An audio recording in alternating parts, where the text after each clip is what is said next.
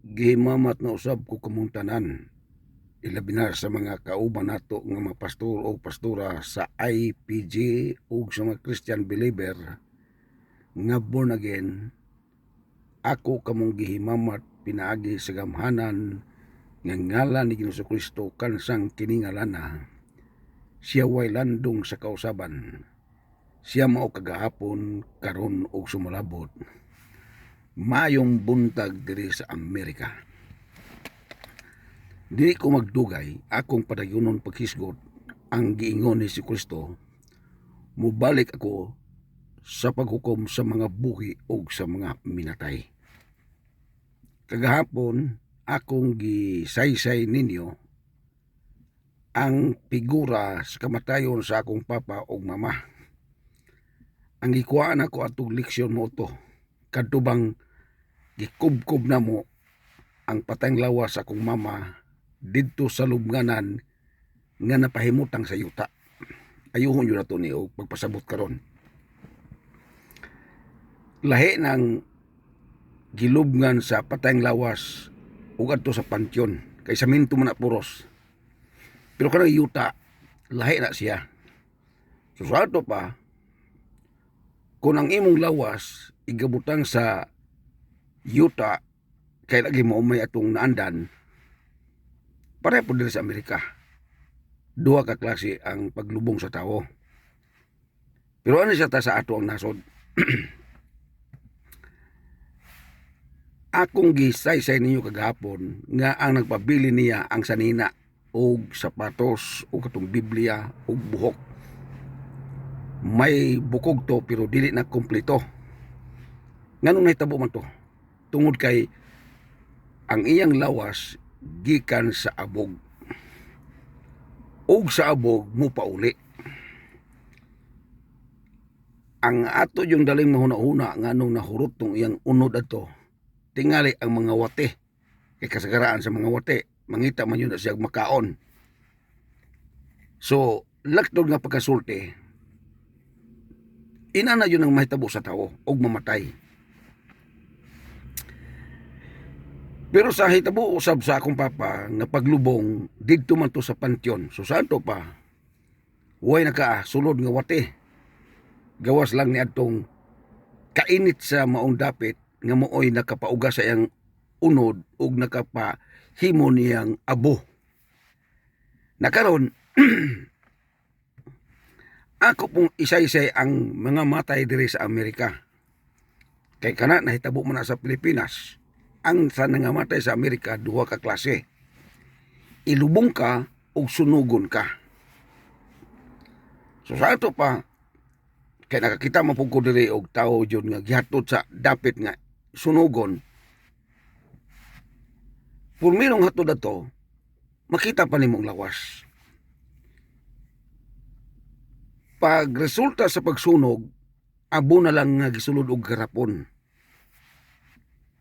So katong himuuna diri sa Amerika, mamoto nga ang abo dadon sa ilang balay. Ngani og tagalaing nasod siya, dadon tong silbing mura ba og isudlan sa kuan abo nga lawas sa mga namatay, mo to'y silbing dala-dalaon. Painomdom to nga mo na iyang lawas samtang siya buhi pa. Bisag mo sa kadako nimo, palitag dako ka kaing tawo. Unya mamatay ka, unya iagi ka og kanang pagsunog. Agamay ra jud ka kay mahipos.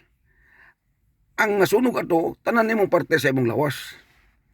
Nakaron kay moingon man ang Biblia, mubalik si Ginoong Kristo sa paghukom sa mga buhi ug sa mga minatay. So ayaw sabta nga ang tanang patay dili na apilon og balik sa Ginoo. Sa unang patay, bagong patay, ug sa una pagyud nga patan nga tawo apil to sa pagbalik sa Ginoo. Naun sa may tuyo nining iyang pagbalik. Ang iyang tuyo sa pagbalik mao ang paghukom. Ngano man yung hukman mo jud ang tawo, sama sa buhi ug sama sa patay. Kay ngano man naamang gutay ginganlan og eternidad nga dapit. Mao na ang ikaduhang kinabuhi.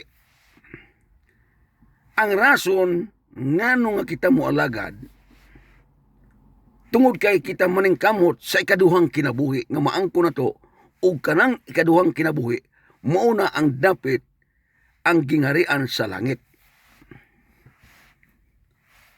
Ayuhon yun na to ni og pagpasabot kay live broadcast ni sa Facebook nga madungog sa YouTube o sa Facebook sa atong Reels. Nakaroon mga kaigsunan ko, ang purmirong pag-abot ni Kristo sa kalibutan, hingtunob siya yuta. Ang rason sa iyang pagtunob kadunatawo siya dito sa Bethlehem sa Judea. Ug ang ikaduha niyang pagbalik, kay mubalik man siya. Dili man yung di na siya mubalik. Mubalik siya pero walang siya masayod ug kano sa siya mubalik. Kay ingon man siya mismo. Mismo ako wa ko masayod kung kano sa ako mubalik. Nakaroon kay mubalik man siya. Mutunog ba siya yuta? Kung ako ang inyong pangutanon, dili na siya mutunog og yuta. Dili na siya mutunog og yuta gumikan kay ngano ang iyang pagbalik tanang binuhat iyang hukman. Asa man siya dapit mutungtong. Kay di na ko mo mutunog og yuta. Kay og mutunog pa sa yuta, magpakamatay siya pag-usab. Di naman siya mapakamatay kay human naman ang kamatayon alang sa kaluwasan. So tungod din anak siya sa kapunaw-punawan. Kanagingan lag atmospheric heaven. Dili siya moadto sa ginganlan og planetary heaven kay layo ra to kayo para sa kalibutan. So naa siya sa ginganlan og kapunaw-punawan kon atmospheric heaven nga uban sa iyang mga manulunda. Sa pag-abot niya sa maong ginganlan og kapunaw-punawan, hinumdumi ako kay ginabi ninyo di ako Amerika. Ug ayaw pud sabta nga inigbalik sa Ginoo, ilahi ang oras o adlaw nga ang Ginoo mo pahimutang dito sa kapunaw-punawan. Kasara siya. Dili na ingon nga magpili pa siya og nasod o magpili pa siya og dapit nga ana siya mo pakita kun dili usara ka dapit. Karon atong ayuhon yun ni og apikar kay kina lisuran yun ni sa tanang lisod. Lahat man oras. Nainom dumo ito mag-live broadcast ko. Sa mag-live ko broadcast, Martes ko makikinabi alas 4 sa hapon, pero Miyerkules diya sa buntag, nga tukma samtang ko nagahinabi. Maayo ning nahitabo nga naminaw muna ko sa akong live broadcast kay aron masayod mo kung unsaon pagbalik ang Ginoo samtang siya naa sa kapunaw-punawan. Kay wa man gyud ni madungo atong kanang puntuha sa maong pagbalik sa Ginoo nga pagsaysay.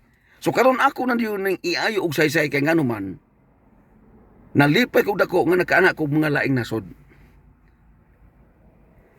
Sa dito ko sa Australia, lahi ang oras dito. Ngani nahibalo mo nga lahi pud ang oras sa ubang mga nasod. Kaysa atong ikumparar sa atong nasod nga atong nabawan nga maura yun ang orasa. Pero hinumdumi sumalas kong kingon, samtang ko nagahinabo dire sa Amerika Martes hapon alas 4 sa hapon ug Miyerkules sa buntag alas 7 sa kabuntagon diya sa Pilipinas ang tukma nga minutos o oras nga nakiginabi ko ninyo. Nagkaroon kay miingon man ang Biblia. Mubalik ako sa paghukom sa mga buhi ug mga minatay. Dire sa Amerika, 50 ka state ang Amerika. So santo pa, kada state na imenteryo. O uban pong nasod, bisan gani sa Pilipinas, na imenteryo sa lungsod, napoy menteryo sa syudad. Na kay ang iyang pagbalik kay inyo siya, mubalik ako sa paghukom sa mga buhi o sa mga minatay. karon kay nalubong man ka atong dapita. Di namatay ka sa dagat kay gikaong ka og kanang iho. Uunsa bang kamatayon nimo nga kanang kamatayon nga dili na yug ka makita. So sa ato pa, kung atong isgutan ang naa sa sementeryo, abo na to siya. Na kay ang Biblia nagapasabot man. Inigtingog sa trumpita, mamangon ang mga pinili sa Ginoo. Ayaw kayo ni og pagpatalingog ni akong hinabi karon. Sa ato pa, ang langit nung tawag sa mga nangamatay, maibaw-an nimo nga gitawag ka kung mutingog na ang trumpita sa langit ng trono. Kinsa may magpatunog ato? Mao ang manulunda. Atong ayuhon ni og aplikar karon. Inigpatingog na sa mga trumpita. Kusog-kusog yun ang tinguga kay ngano man. Layo binakay ng Amerika og layo po ng Pilipinas. Layo po tong Australia. Usa ka tingog sa trumpita ang tanang mga pinili sa Ginoo, ang mga tanang mga niluwa sa Ginoo, mga banhaw.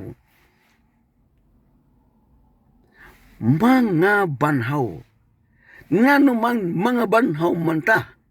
Ikaw, pastor, ikaw, Kristohanon, ikaw, pastora, ngano mabanhaw man ka?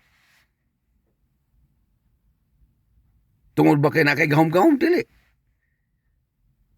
Mabanhaw ta tungod kay ang atong gialagad tag-iyas sa pagkabanhaw. Kay og dili yung kamo alagad ni Ginoong Kristo. Kinaluuyan ka sa tanan nga nagpuyo sa kalibutan. Malipay ka nga gitagaan ka kinabuhi. Malipay ka nakasuroy-suroy ka sa kalibutan. Apan bantay nga kini hinulaman lamang. Aron paagis pagbantay, sikreto ang pagayo, dasiga pagayo ang imong kaugalingon nga mualagad ka sa Ginoo. Kay og pagkamatay nimo nga wa ka nakapangalagad, nga na kinakuyawan sa tanang kuyaw. Ambot og wa gikuyawan ba mo? Basta ako gikuyawan ko. Kay ngano man, walay patay nga makahinulsol. Walay patay nga makamaong muampo. Walay patay nga kamaong mudayeg. Sa ato pa, mas maayo ang paagis pagpangandam sa buhi pa ka, dawaton nimo si Ginoong Kristo ingon nga personal og maluwas sa atong kinabuhi. Sa tanang mudawat kaniya, siya magahatag og kinabuhing walay katapusan. Mao ning klasiya sa akong gihinabi karon. Kay og dili yung ka mudawat, di ka kaangkon sa kinabuhing walay katapusan. Ug kanang kinabuhi ang katapusan, sa dihang mudawat ka sama karon, imong dawaton si Ginoong Kristo. Ayaw pagdawat ni Kristo nga gihawirag reliyon, kay maunay makapugong sa kaluwasan. Dawata si Ginoong Kristo direkta, sama sa iyang pagpakamatay direkta para nimo. Sa diha nga imo siyang dawaton, ang silyo sa kaluwasan naa nimo. Mao bitaw nga samtang ka nagalakaw-lakaw, na nalinghog sa pulong sa Ginoo, nagaday sa Ginoo, imintinar ang imong pag-alagad sa Ginoo. Mao na kinanindutan yun nga punto, nini akong hinabi karon. Inigtingog sa trumpeta, mamangon ang tanang mga pinili sa Ginoo. Ngano mamamangon man to nga nahimo man tong abo? Ngano man nga mamangon man to nga gikauna man tong iho tong tawhana? Kay ang imong kalag, ang imong espiritu dili na mamatay. Ang lawas na to maura ni mawala. Mingon ang Biblia, gikan ka sa abog ka mo pa uli. Pero ang kalag, naara diha. Naara ang espiritu. Apan sa iyang pagbalik, makabangon ka, kung naa ka sa sementeryo, kung naa ka sa dagat, mukalit lang ka og kapurmang tao tungod kay ngano suluban ka sa lawas nga dili na madunoton. Mo yun ang tinuod nga mensahe para nimo ug para nako sa tanan nga gusto moadtog kingarian sa langit. Karon kay isulob naman ang lawas nga dili na madunoton. Dili na pareha sa atong lawas nga may kabugaton. Ayuhon gyapon ako nig-aplikar karon. Inigtingog na sa mga tumpita nga naa sa kapunaw-panawan uban ni Ginoong Kristo. Pagtingog ana, ikaw o akong papa nga gilubong atong minteriyoha, suluban to siya sa lawas nga dili madunoton kun sa wala pa siya namatay, hingdawat o hingalagad siya ni Ginoong Kristo. Pero hindawat siya relihiyon, di yuto siya suluban. Samot na ugwa gyud kamo mo manalingog sa pulong sa Ginoo, di gyud siya suluban sa lawas nga di na madunoton. Ayuhon gyapon nato nig-aplikar karon. Mayon tingali ka nako, kuyawa sir, masuluban na ita og lawas nga di na madunoton. Kay ako mong sultian, og dili gyud ta suluban sa lawas nga dili madunoton, di gyud ta kadtong langit. Og kanang lawasa nga isulob niya mao kadtong ang lawas nga nasulob sama ni Ginoong Kristo didto sa dapit sa mga nangamatay. Katubang iya pagkabanaw ba? Di ba gilansang man to siya sa cross? Pag humaglansang gidala siya sa lubnganan. Og tulo ka adlaw, nabanhaw siya. Nga namang nabanhaw man, nasuluban siya sa lawas nga dili na madunoton. May lawas to siya nga dili na madunoton. Sa nakikita siya ni Tomas, hiningon si Tomas, di kumutuo nga akong magtutudlo na banhaw. Nagpakita si Ginoong Kristo. Ingon siya, Ginoong Kristo ngadto ni Tomas, Tomas, duol nako, hikapa ang akong kamot agi sa lansang. So sa ato pa, lawas nga di na madunoton. Naay lawas pero di na madunoton. Naaray buho sa lansang pero di na to madunot. Hikapa, Tomas, ang akong kilid agi sa bangkaw. Kadtong bangkaw ngay agi sa ang kilid, moto ang naghatod niya sa kamatayon. Apan sa pagkabanaw na niya, naara ang buho, naara ang agi sa lansang, pero may kinabuhi. Kinabuhing walay katapusan na. Nakuha ba na ninyo? Karon og di ka mo alagad ni Kristo. Pagkamatay nimo, kay wa makayong alagad ni Ginoong Kristo, susato pa, dili yung mabanaw. Unsao man nimo pagkabanaw nga wa man kayong alagad sa tag-iya sa pagkabanaw. Ang tinuod nga tag-iya sa pagkabanaw, dili relihiyon, dili doktrina, kundi ang tinuod sa pagkabanaw nga tag-iya ni ini maulaman si Ginoong Kristo kay sayran kanako. Gikan sa Henesis hangtod sa pinadayag, way lain nga binuhat sa kalibutan nga nabanaw gawas laman ni Ginoong Kristo. Mao ni rason niya nga mubalik siya aron sa paghukom sa mga buhi ug mga minatay. Kaysa diyang hukman na niya, bantayin niya akong istorya. Sa diyang muhukom na siya, hukom to uban sa pag-angkon nimo sa lawas nga dili na madunoton. Sama nahimong formula nato sa pagtuo si Ginoong Kristo.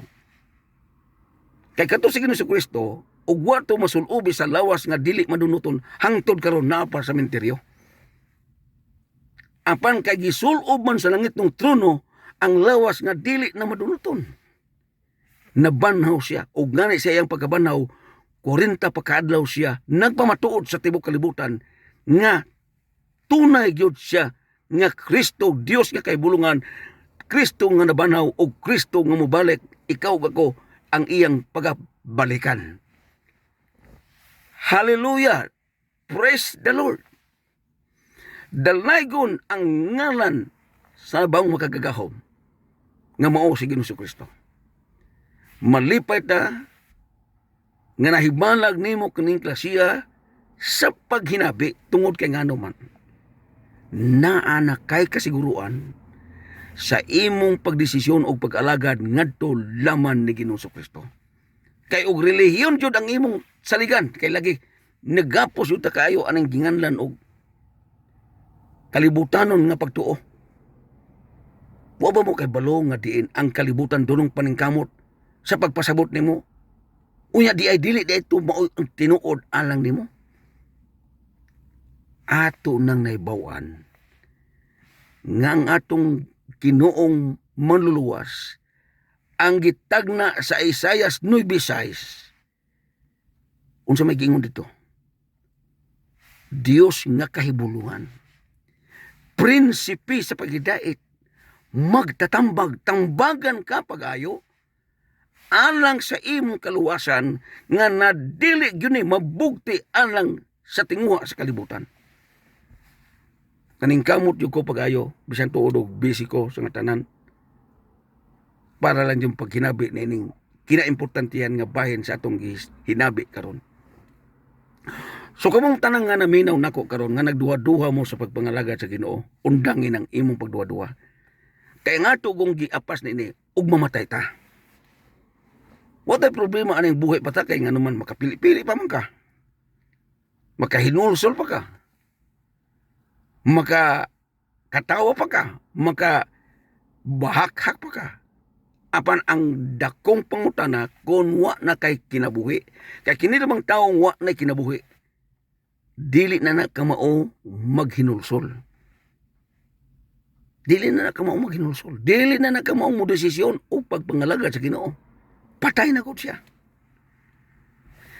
Gahis ko ta nga karon kita na ay lawas, na ay espiritu o na ay kalag. Ako sa ning ayuhon og pagpasaboton kay gusto yu ko makasabot ang tanan sumala sa gipadayag sa Ginoo sa akong kinabuhi. Ngano mang naamang ka espiritu,